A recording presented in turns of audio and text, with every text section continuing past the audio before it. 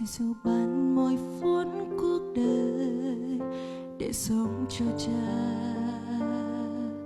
Đừng hoài công lãng phí ngày dài trong thú vui dần tan, bởi vì trần gian kia sẽ mau qua đi.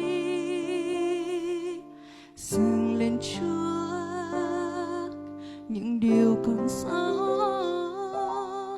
Ngài đưa tay ra đón con về để sống vui tươi. Từ ngọn tơ kẻ tóc ưu phiền Chúa đem hết rồi. Từ đây trọn đời này chỉ có Giêsu, mình Ngài thôi, chẳng còn ai khác đâu. Chúa, tình yêu Chúa quá tuyệt vời, giờ đây ngập tràn tiếng hát ngợi ca. Bàn tay Giêsu vẫn luôn hàng ở cạnh bên, nâng đỡ lúc còn buồn đau. Chúa, làm sao nói hết tình Ngài, đời con nguyện dâng lên Chúa trọn đời, để chỉ trong cái lòng sinh bước chẳng hề lùi. Dù có ở nơi đâu con xin sống vì Cha.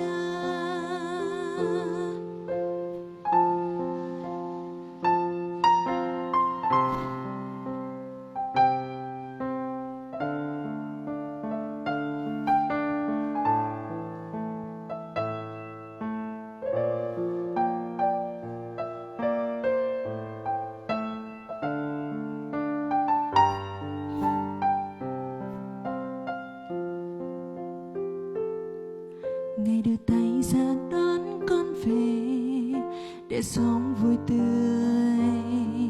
Từ ngọn tơ kẻ tóc ưu phiền Chúa đem hết rồi. Từ đây trọn đời này chỉ có Giêsu, mình Ngài thôi, chẳng còn ai khác. Chúa, tình yêu Chúa quá tuyệt vời, giờ đây ngập tràn tiếng hát ngợi ca.